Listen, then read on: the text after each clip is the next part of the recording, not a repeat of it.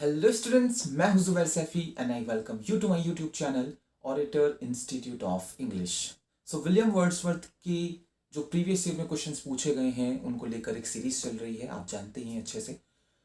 ये उसकी 6th video है। इससे पहले की 5 वीडियोस अगर आपने नहीं देखी हैं तो आप ऊपर आई बटन पर क्लिक कर उन वीडियोस को देख सकते हैं। नीचे डिस्क्रिप्शन बॉक्स में भी लिंक है और बड़े इंपॉर्टेंट क्वेश्चंस हमने डिस्कस किए इस पूरी सीरीज में, तो सारी वीडियोस देख लीजिएगा इससे पहले की, और चैनल को सब्सक्राइब कर लें और इस वीडियोस को शेयर करें ताकि काफ़ी सारे स्टूडेंट्स इसका फ़ायदा उठा सकें। मिलते हैं जल्दी ही नेक्स्ट वीडियो में।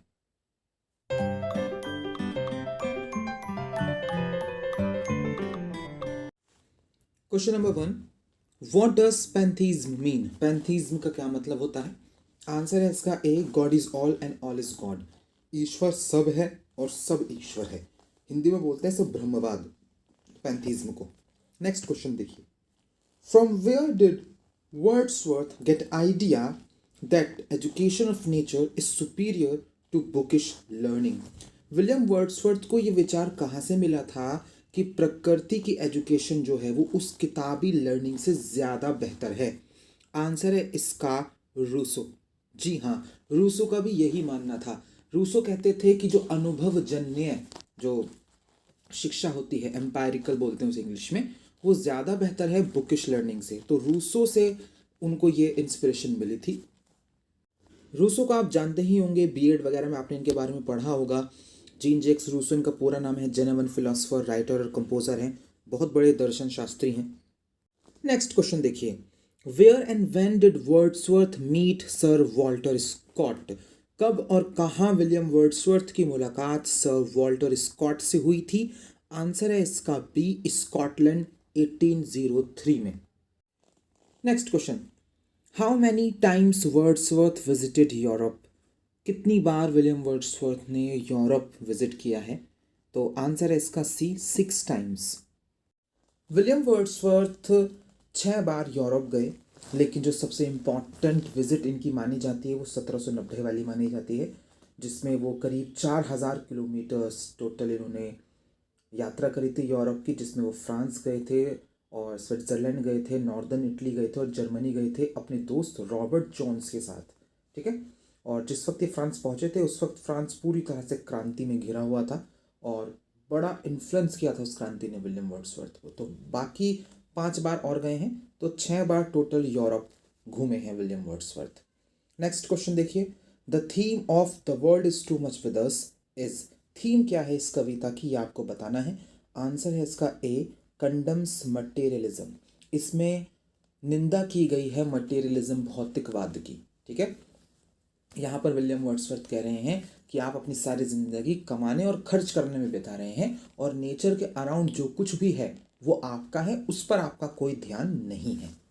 नेक्स्ट क्वेश्चन है, वर्ड्सवर्थ ट्रीटेड नेचर एज आ? वर्ड्सवर्थ नेचर को किस तरह से ट्रीट करते हैं? आंसर सब जानते हैं, ए है लिविंग पर्सनैलिटी। ठीक है, नेचर को वो बिल्कुल जीता जागता इंसान मानते हैं। नेक्स्ट क्वेश्चन देखिए, Who considered Wordsworth as a high priest of nature? कौन विलियम वर्ड्सवर्थ को उच्च पुजारी मानता है प्रकृति का? आंसर है इसका ए, डिक्विंसी, जो कि गलत है। जी हाँ, इस क्वेश्चन का आंसर बुक में गलत दे रखा है, डिक्विंसी नहीं है। इसका आंसर मैथ्यू आर्नोल्ड होना चाहिए, डी, क्योंकि मैथ्यू आर्नोल्ड ने विलियम वर्ड्सवर्थ को हाई प्रीस्ट ऑफ नेचर कहा था। तो मेरे हिसाब से इसका आंसर डी है, बुक में ए दे रखा है। आगे बढ़ते हैं। She gave me eyes, she gave me ears, and humble cares and dedicate fears were in reference to? किसके संदर्भ में ये बात हो रही है? किसने विलियम वर्ड्सवर्थ को आँख कान नाक दिए हैं? कौन उनकी केयर करती है और कौन किसने उन्हें डेलिकेट फियर्स दिए हैं? आंसर है इसका सी, डोरोथी वर्ड्सवर्थ, यानी उनकी बहन ने। ये जो लाइंस हैं ये विलियम वर्ड्सवर्थ की एक पोयम है, द स्पैरोज नेस्ट, वहाँ से ली गई हैं। एक लिरिक पोयम है जो 1801 में विलियम वर्ड्सवर्थ ने लिखी थी ग्रासमेयर में, और उसी की ये लाइनें हैं। नेक्स्ट क्वेश्चन देखिए, who among these is the interpreter of nature in many moods? इनमें से कौन, ठीक है, ऐसा है जिसे माना जाता है कि वो नेचर की व्याख्या कर सकता है बहुत सारे मूड्स में। आंसर है A, William Wordsworth. Next question देखिए, in 3 years she grew the little girl will be sportive age. जो कविता है 3 years शी ग्रू, उसमें जो छोटी लड़की है वो स्पोर्टिव रहेगी, खेलकूद करेगी, किसकी तरह? आंसर है बी, द फोन, हिरन के बच्चे की तरह। नेक्स्ट क्वेश्चन देखिए, who said the poet is a man speaking to man. किसने कही थी ये बात कि कवि वो आदमी है जो आदमियों से बातें करता है? आंसर है इसका डी, विलियम वर्ड्सवर्थ ने। नेक्स्ट है, in which poem has Wordsworth described different moods of nature. किस कविता में विलियम वर्ड्सवर्थ ने अलग अलग मूड्स को दर्शाया है नेचर के? आंसर है इसका B, lines written above Tintern Abbey. 3 stage बताई हैं, ठीक है, टिंटन एबे में। नेक्स्ट क्वेश्चन देखिए, Lucy poems by Wordsworth refer to. जो लूसी कविताएं हैं वर्ड्सवर्थ की, वो किसके संदर्भ में इस्तेमाल होता है? तो आंसर है इसका B, a group of 5 lyrics by him. 5 lyrics लिखी गई हैं, लिरिकल पोएम्स लिखी गई हैं 5 विलियम वर्ड्सवर्थ के द्वारा। उन्हें हम लूसी पोएम्स बोलते हैं। कौन कौन सी हैं वो कविताएं? Strange fits of passion have I known, दूसरी है she dwelt among the untrodden ways, तीसरी है I travelled among unknown men, और फोर्थ है 3 years she grew in sun and shower, और फिफ्थ है a slumber did my spirit seal. ये पांचों कविताएं लूसी पोएम्स कहलाती हैं। नेक्स्ट क्वेश्चन है, where from the below quoted lines of Wordsworth. नीचे जो लाइनें मैं पढ़ूंगा वो कहाँ से ली गई हैं ये आपको बताना है। No nightingale did ever chant more welcome notes to very bands of travellers in some shady haunt among Arabian sands. जो जानता है वो जानता है। आंसर है ए, सॉलिटरी रीपर। वहाँ से ये लाइनें ली गई हैं। सॉलिटरी रीपर में जो अकेली लड़की गाना गा रही है, उसके गाने की तुलना वो एक ऐसी नाइटिंगेल से करते हैं जो रेगिस्तानों में गाना गाती है, और उसके गाने की आवाज़ जो है रेगिस्तान के यात्रियों को जो सुकून पहुंचाती है, उससे ज़्यादा सुकून उसकी उस आवाज़ में आ रहा है, उससे ज़्यादा मज़ा आ रहा है। तो सॉलिटरी रीपर इसका आंसर है। नेक्स्ट क्वेश्चन देखिए, बहुत बार रिपीट हो चुका है। In which year did Wordsworth add his preface to lyrical ballads. किस साल विलियम वर्ड्सवर्थ ने लिरिकल बैलेड्स में प्रेफेस को जोड़ा था? आंसर है भी 1800। नेक्स्ट क्वेश्चन है, the title of Wordsworth first poetical volume is. जो फर्स्ट पोइटिकल वॉल्यूम था विलियम वर्ड्सवर्थ का, उसका टाइटल क्या है? पहले भी आ चुका है, रिपीटेड क्वेश्चन है। आंसर है इसका ए, डेस्क्रिप्टिव स्केचेस। ये इनकी पहली वॉल्यूम थी, पोइटिक वॉल्यूम। नेक्स्ट क्वेश्चन देखिए, which of these travel poems belong to William Wordsworth. इनमें से ऐसी कौन सी ट्रैवल कविताएं हैं जो विलियम वर्ड्सवर्थ ने लिखी हैं? आंसर है ए, डेस्क्रिप्टिव स्केचेस। पिछले एक वीडियो में मैंने आपको बताया था डेस्क्रिप्टिव स्केचेस के बारे में कि अपने दोस्त के साथ घूमने निकले थे आल्पस पर्वत, और रास्ते में जो जो देखा उसके ऊपर कविताएं लिखी थी उन्होंने, है ना। नेक्स्ट क्वेश्चन बड़ा इंपॉर्टेंट क्वेश्चन है। Next, lyrical ballads appeared with. जब लिरिकल बैलेड पब्लिश हुई तो किसके साथ पब्लिश हुई थी, यानी क्या था उस पोएम में? तो आंसर है इसका डी, 4 कविताएं तो कॉलरिज की थी और 19 कविताएं उसमें विलियम वर्ड्सवर्थ की थी। नेक्स्ट क्वेश्चन देखिए, emotions recollected in tranquillity the profound philosophy of Wordsworth was rejected by. William Wordsworth की एक फिलॉसफी है कि इमोशंस रिकलेक्टेड इन ट्रैंक्विलिटी, जो इमोशंस होते हैं ना, वो उन्हें रिकलेक्ट किया जा सकता है शांति में। इस फिलॉसफी को रिजेक्ट कर दिया था किसी एक शख्स ने। आंसर है बी, टी.एस. एलियट ने। उन्होंने कहा था नहीं, ऐसा नहीं होता। नेक्स्ट क्वेश्चन है, Wordsworth prelude was completed in. William Wordsworth की जो प्रिल्यूड है वो कब पूरी हुई? आंसर है बी, 1805 में।